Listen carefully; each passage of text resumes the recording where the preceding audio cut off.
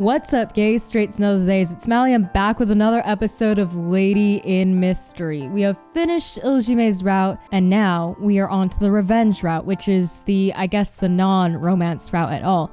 And you get this route by actually pursuing Juhi's route until you get to this choice, which is to revenge or not to stay away from Juhi. Now, I have no idea what to expect. This is probably going to be a really angsty one, so let's get right on into this.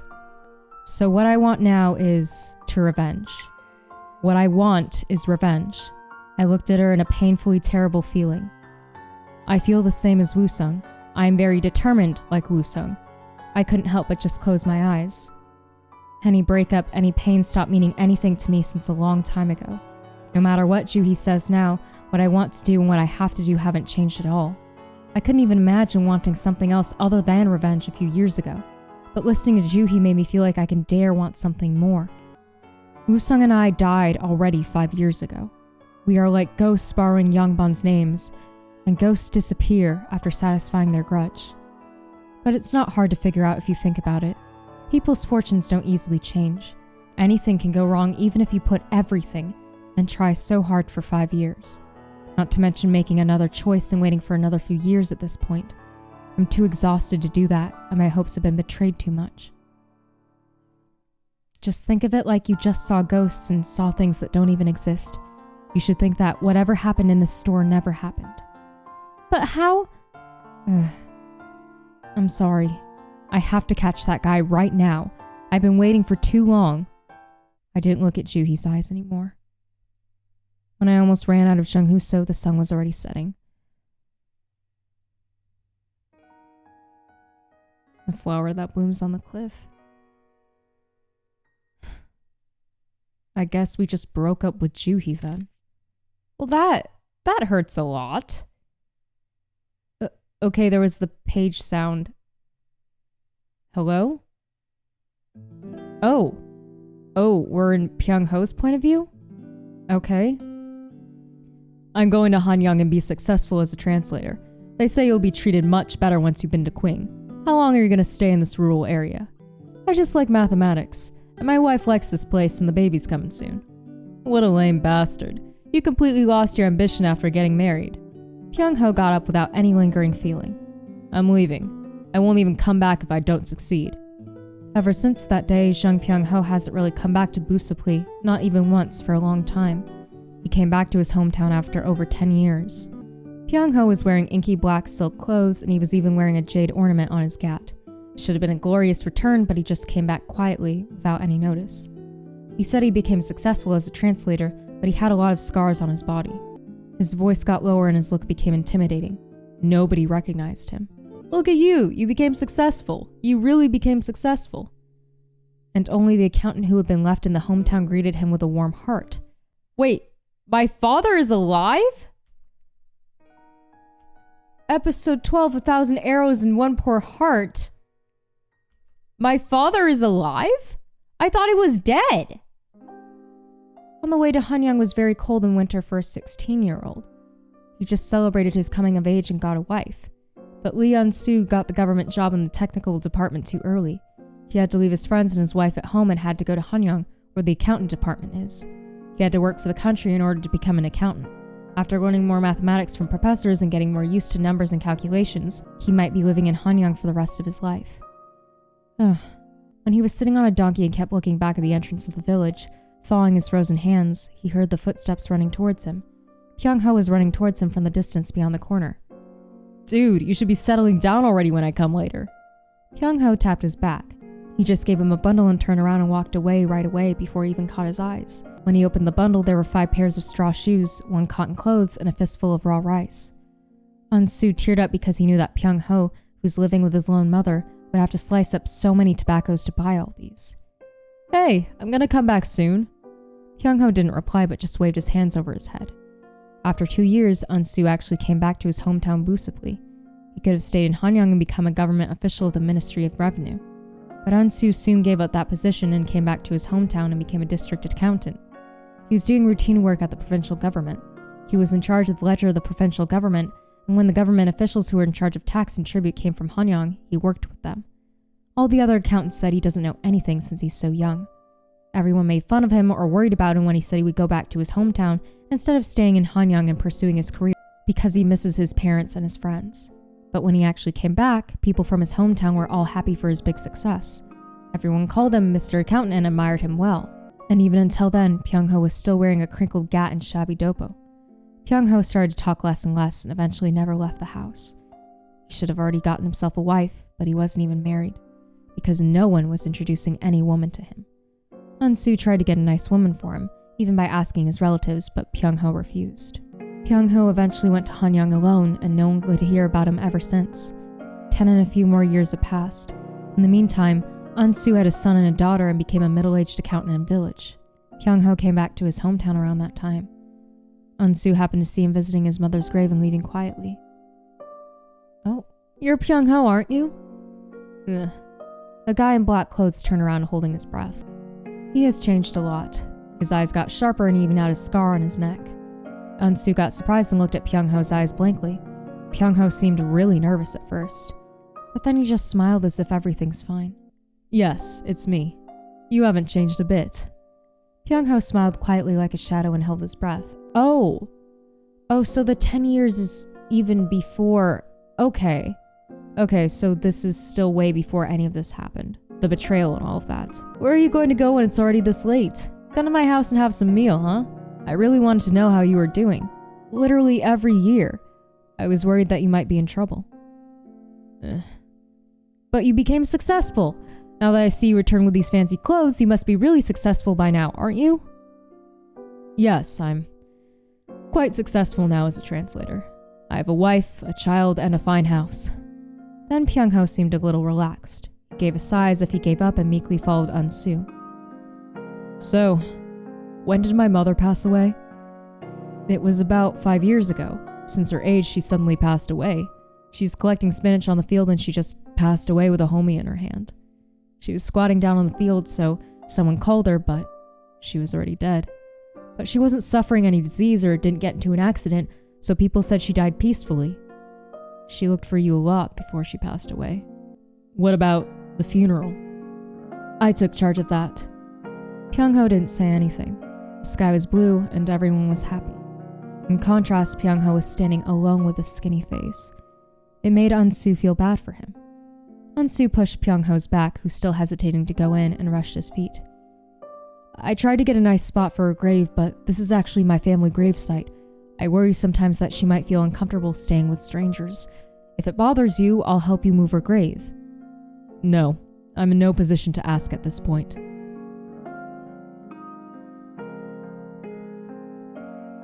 When they arrived at the house, Unsu's wife and servants got out and carefully looked at Pyung-ho.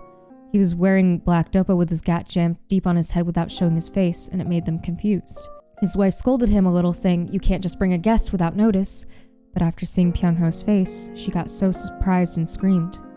She recognized Jung Pyung-ho. She rushed into the house and started to prepare meals in the kitchen. Then someone shook Unsu's sleeve from the back. "Oh, it's me." "Father."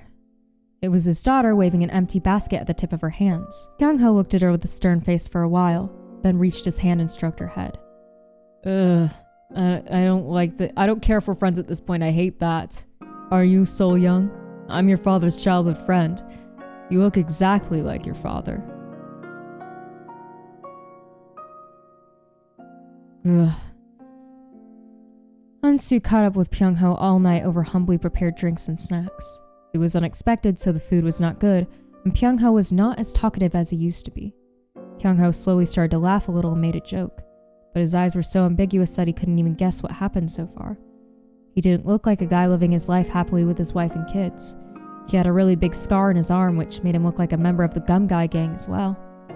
But Unsu didn't ask him about it. He just thought dangerous things like this happen when you live in Hanyang. Bring your wife and kids and come to Hanyang. You're talented enough to get a job in the Department of Mathematics. It would mean a lot to me if you can be there with me. Why are you still in this rural area? Well, I have too many households depending on me. Jeez, I would have followed you if you asked me like 10 years ago. What a shame. Pyung-ho drank up the alcohol. It's not sure how he's been doing, but he was drinking so well, and his arms showing under his sleeves seemed really firm. He was born with a big body in the first place, but now he looked like a soldier. He trained his body to be like that on purpose. I have a lot of things to do in this village. I mean, when we were born, there was plague in this village, and a lot of boys our age died away. We were almost the only boys in the village, so I'm doing all the things that middle-aged men should do alone. You're asking for more work. I know you're too nice. Are you still giving away everything? What do you think of me? I'm an accountant. No way. And if you are ever in a needy situation, then you need a hometown to come back to. I'll be here, so you should come visit me sometimes. I miss our time together. Okay. I'll come back to Busapui when I get really old. Then we can play Go together and go fishing together. Pyongho was rubbing the cup with eyes full of thoughts and lowered his head. He was almost falling asleep, then got surprised and woke up and looked around. Unsu offered to spread the bedding for him so he can sleep on it, but he couldn't just sleep but kept groaning like a dog on a leash. This is odd. Given that he's wearing fancy clothes and coming back to his hometown, he might be successful. Pyongho wouldn't be able to come to his hometown if he didn't keep the promise he made, even though other people wouldn't know about it. That's just who he is. He's very stubborn and uncompromising. He seemed to be someone successful, but why are his eyes so tense? Unsu pulled the blanket and put it on his friend's shoulders and started to organize the gat and dopo that Pyongho just threw on the ground. As he folded the dopo and put it on the table, some paper fell down from the sleeve. There was a red stamp mark on the corner of the paper he folded multiple times. It seemed like an order from a very important person. I bet he's doing something important for the country. Unsu tried to put that back in the sleeves. Then he saw some other paper between that paper. He put some powder in folded paper and sold it well. Then he intuitively started to feel something was weird. Why is he carrying poison? Unsu unconsciously opened the letter in a hurry. Then his fingers started to shake. What the? Oh, this is how my dad found out. And then he must have gone to report him because he can't help but do the right thing even if it's his friend. Oh no. And now we're back in my point of... Okay, back to my point of view then. I woke up in the middle of the night. After sending Juhi away, I was so exhausted and fell asleep right away after coming back to the room. I sat up, rubbing my face with my hands. Gah, what are those bells in my ears? Gah, I felt like I saw my old house in my dream, but I couldn't remember anything. Was my father there? What the fuck is that sound? Did I see my mother or my brother? No matter how hard I couldn't think of the dream, and the harder I tried, I kept thinking of something else. The scene of the house burning, suffocating smoke and spicy smell, burning clothes, the family who got arrested in tears, and the scene of the mountain road I used when I was running away with Woo-sung. While I was running through the mountain road, I complained to Woo-sung without realizing how urgent the situation was. I told him I left the ring my mother gave me and I couldn't leave without it. I don't know what I was thinking. We eventually went back to the burnt-down house once. Of course I couldn't find my ring, because the house was already all burnt down to the ground. The fire was much bigger than I thought, and people were starting to barge in from the outside. I was surprised, so I was hiding under the ashes, but I saw a familiar face among the people in the yard. He is my father's friend. When I saw him in the yard, I was so glad to see him that I almost ran to him. He came here to help. I thought he would save us. But then Woo-sung grabbed me hard in the dark. No, my lady. You can't be seen by him. Why? I can go out and ask for help. Woo-sung was so adamant that I just stayed still. Woo-sung's hand holding me was even shaking so hard. Then I heard people chatting. Somehow, my father's friend was giving orders to policemen. But why is the one missing? My heart sank down. He also had a daughter. You missed her. With this height... I was going to get her, but she was already gone. I don't know where she went. I can't find her. That dark-clothed guest who was supposed to be my father's friend slapped the policeman and got mad. Useless bastard. You should have gotten everyone. How can you miss one? Are you going to take responsibility if something happens? You've only done half the work. He's not on my father's side. He's actually the opposite. Well, it's just a little girl. I don't think she would even make it far. Right. What is that little girl going to do anyway? At that moment, those words and that voice stuck in my brain so deeply. It's not like I got mad at what he said. But strangely enough, I never forgot that sentence ever since that moment. I kept thinking of it while eating something, walking on the road, and even sleeping at night. I tried so hard to forget all the terrible things, and I actually could forget most of the things in 5 years. People can only endure things that they are capable of enduring. But that voice kept coming back to my mind over and over, and this was my answer to that. I can abandon any happiness in my life at this point. I'll destroy everything you have. That's why I'm still living, anyway. A not-so-special small village, my mother, my father, and my brother. I genuinely loved every day of my life that had nothing special. What I regret the most is that I wasn't greedy enough. Is that why I look so shabby in greedy people's eyes? So shabby that it's okay to just take it away? I asked that to myself every day. But I didn't know. But that was everything for me. It was still dark, but a rooster started to crow, and Woo-sung slowly sat up. He saw me awake already and then shook his head to wake up. Since when were you up? I just woke up. Did you stay up all night because of what Shinjuhi said? No. She wasn't meant to be with us anyway. I don't even want to think about it. I reached my hand and pulled the box Sayan gave me towards me. Crystal beads for the gat string and all the documents written in Sayan's handwriting.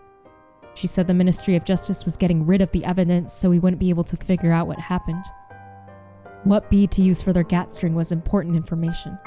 They thoroughly distinguished it among the officials, like coral and amber for high officials and crystal for low officials.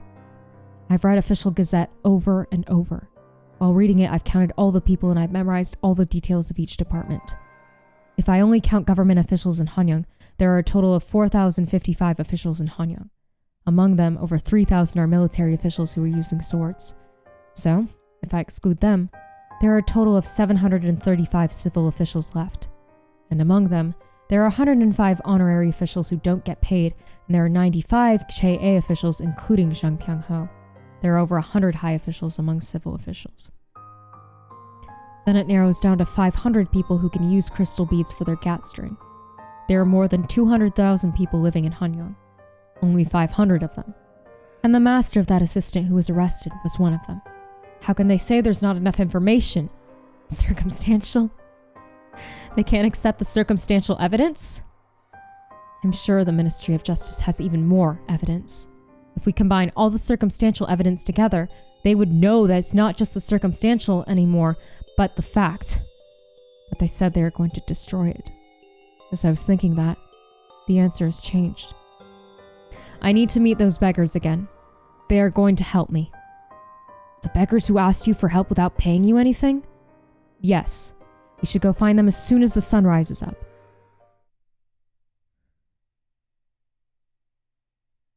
When we went to see them at the riverside, the beggars got surprised and came running to greet us. The oldest beggar bowed and greeted me. So, did it go well? It almost did, but then it didn't. The Ministry of Justice is trying to just release the suspect. I don't think we can identify the body. They'll conclude that the dead man doesn't have any relatives and just to burn the body. The beggars got flustered and looked at me, but they felt self-conscious asking for more help, so nobody said anything like mutes. Are you giving up? Huh? I haven't given up yet. How can you give up already? But what more can we do about it? There's nothing we can do. I was looking at their faces. They just came to me and asked for help, which means they want to do something about it. The Ministry of Justice is destroying the evidence. If I'm right, the Ministry of Justice would throw all the papers outside with all the other useless papers, just like they do in Unbu-sheng. And it's nobis who take care of the papers at the end. They don't know how to read, and they don't know what they are burning, so the government nobis use the paper as kindling, just as they were told. I'll give you money now, but you shouldn't spend any of that money. You should go straight to the Ministry of Justice and give the money to nobis there and buy all the papers they're getting today and tomorrow. Just tell them they'll replace them with the papers that are less flammable. How much are you going to give us? The beggars got surprised and looked up. I put my hand in my pocket. How much should I give? Well, we're staking everything on this, so 5. I pulled out 5 nyang. This is the big money that I haven't had in my life that often. You can buy a nobi boy with this money, but we're not. So even if they get greedy and take 1 nyang from it, it wouldn't affect my plan. This was not worth spending this much money, but it's better to waste money than fail completely. Bribe the nobis in the Ministry of Justice and buy all the papers that haven't burnt yet. Nobi's eyes got bigger when they got the money. Okay, sir. Do we just have to get all the papers? I'll be waiting here.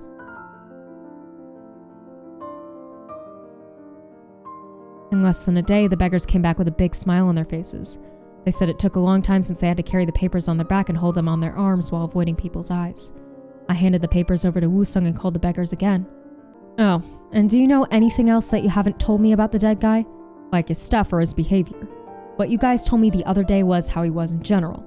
But how was he right before he went missing? Did he have something unusual with him? Well, he just looked weird. And the only unusual thing was that he just kept bringing money. They would have already spent that money. When I was giving a sigh, a little beggar in the corner gave me a coin. What is this? He just shook his head as if he couldn't speak. The old beggar used body language with him for a while and nodded. When the dead guy came back with money, he gave it to us, but this little one couldn't spend a couple of coins and just kept it. I think he just felt bad spending it after he went missing. I don't think this would help anyway. This is quite old money. Old money? Then I looked at the coin in my hand again. This is not the coin used today. It was the coin that was made over 100 years ago. You can still use it in the marketplace, but quite rare to see. Did all the coins he brought look like this? Huh? Yes. I remember thinking he kept getting all these old coins. And what else? Is there anything more? No, nothing special. Okay then. I left them behind and hurriedly went back to the tavern. The Ministry of Justice wasn't just all for show. They have found at least 20 vague pieces of evidence, but none of them were solid enough to put Jung Pyung-ho in jail. There's more than 10 pieces of evidence they destroyed. All the reports Cyan submitted were shredded and other people's opinions were all ignored. But after gathering all the evidence together like this, I couldn't help but get angry. Not enough evidence? You can't confirm that he's the suspect because it can be a coincidence? As the Ministry of Justice also figured out, there are at least 2 suspects, and one of them was a guy. 40% of people living in Hanyang are male and 60% are female. The size of his feet is clearly left on the body. How many guys in Hanyang have feet the size of 10? Even considering the margin of error, it would be about 20% at best. And we could already narrow down the suspect with his GAT strain. Only 500 people among 200,000 people in Hanyang. And what about the coin I got from the beggars? This coin is a big-sized coin that weighs about 8 grams. The coins used in these days are middle-sized coins that weigh about 4 grams. There is 200 years difference between the years they were made. There are some people who purposely want this heavy coin. Those who handle big money like Yongbans from Northern Village, translators, and merchants. People who can regularly pay someone with those coins for errands except for those who happen to have these old coins. There would be less than 1,000 people in Hanyang at best. You have to exclude most normal people and the bottom rank officials. Jung Pyung-ho left that many pieces of evidence. He could just kill everyone and remove them, so he wasn't careful and just left evidence everywhere. Among those who are alive, there are about 100 people who can possibly contact that arrested assistant who was a former soldier even by coincidence when I referred to the official gazette. When you think about the time he actually committed the crime, then the accomplice should have been living in Hanyang at least from 3 years ago. And only half of them can give orders to him. Give me the paper. I asked Woo-sung to get me the brush and the paper. I converted all the situations and numbers and calculated. Mathematics is simple but quite interesting. For example, if I put a black stone and a white stone in my pocket and take one out, the possibility that the stone would be black is exactly 50%. In mathematics, it is called 1/2. It means 1 out of 2. And the chance that I take out the black stone out at first and take the black stone out again for the second time is the product of those 2 chances. So there is 1/4 of a chance that I'll pick the black stone 2 times in a row. And there's 1/8 that I'll pick the same one 3 times in a row. And 1/16 for 4 times in a row. If you just repeat them 10 times, the change goes down easily to 1 in 1024. It is rare for all the coincidences to happen at the same time. And on top of that, what is the chance that the guy who ticks all the boxes of the evidence is not actually the real suspect and that all these were the pure coincidence? And the chance that it happened to no other than Jung Pyung-ho by coincidence? 17. 1 in 1... I don't know how you'd say that number, but 1 in that big number. It is 1 in 1.7 billion. Oh. Hisu, come on, just tell me that the first time. Jung Pyung-ho now ticks all the boxes of all the circumstantial conditions for the suspect, according to the Ministry of Justice's documents. It almost converges to 0 that he happened to tick all the boxes by pure coincidence when he is not the real suspect. There is a large chance that he could be that real suspect. How can you call this a vague assumption? If we organize everything clearly and send the letter directly to them, they'll accept it this time. There's no way they won't reinvestigate the case after reading all these. Even though there are some corrupt officials, they work for the country. If they have eyes, they'll know, and if they have brains, they'll understand. We have all the actual evidence now. Gat string, coins we got from the beggars, initial autopsy report, a piece of string that we measured, and all the documents within the Ministry of Justice's stamp on them. What if we sort out all the actual evidence and send them with the letters to the Ministry of Justice? I was looking at the paper spread on the table, but soon I shook my head. No, let's think about it. Let's say we wrote down all the meaning of the evidence and the reason why they need to reinvestigate and send it to them. Will they really arrest Jung Pyung-ho again right away? It's going to damage their reputation to arrest the guy they just released again. I think the officials in the Ministry of Justice will be divided over if they should reinvestigate or not. That's true. Let's not send the actual evidence to them. We should keep the evidence. We'll tell them that they would send them over when they start the investigation again. Huh? You're going to make a deal with the Ministry of Justice? Yes. That's the only way to reopen the case. Let's say half of them would want to reinvestigate. Then some of those who would oppose reinvestigating would be protecting Jung Pyung-ho on purpose. There might be some people in the Ministry of Justice who wanted to destroy the evidence, and because of them, the case will be reopened.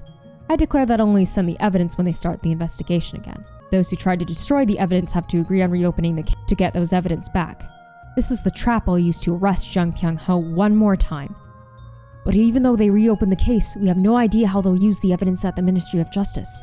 Then we're back to square one if they damage the evidence as soon as they reopen the case. They'll completely destroy the evidence this time. They will. Then isn't it all going to be in vain? That's why we're not even going to send the actual evidence to the Ministry of Justice even if they start the investigation again. Woo-sung got startled at my conclusion and looked up. What? Then what about the investigation of the Adipokari case? I'm not expecting to get Jung Pyung-ho for just the murder case.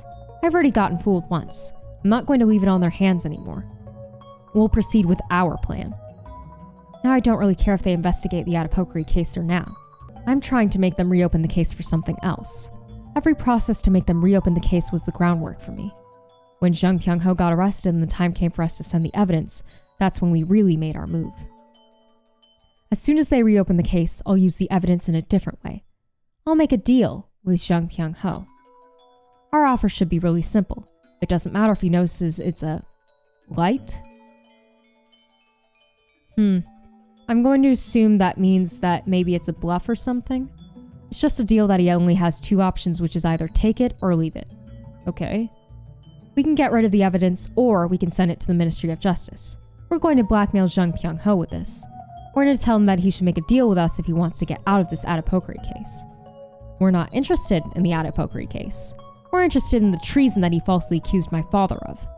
I'll tell him to confess about it and tell me who he works for. And tell him to leave Han-young forever.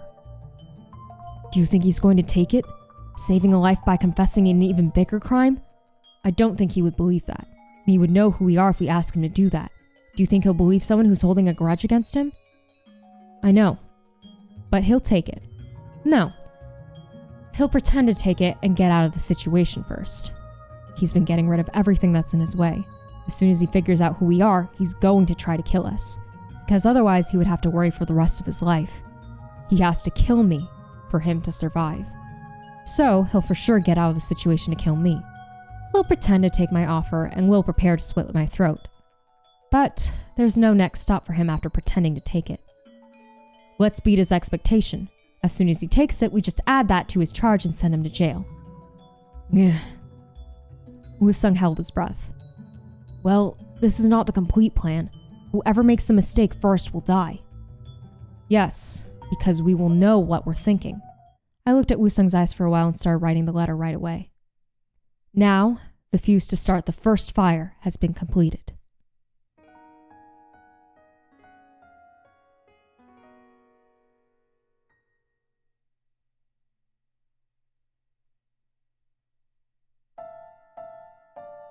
Okay, I'm gonna leave that one there. I know it's short, but I think that was a nice introduction to the revenge route, which is immediately very, very different right off the bat, as it should be.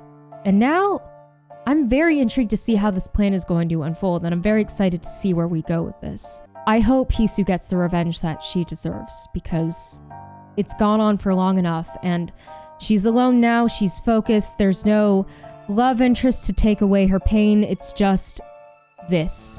This is the only thing in her life, and she's going to see it through. And I'm going to be with her every step of the way, and I hope you choose to come with me as well. So thank you so much, whoever happens to be watching this. Like, comment, subscribe. It really does help me out. And until next time, bye.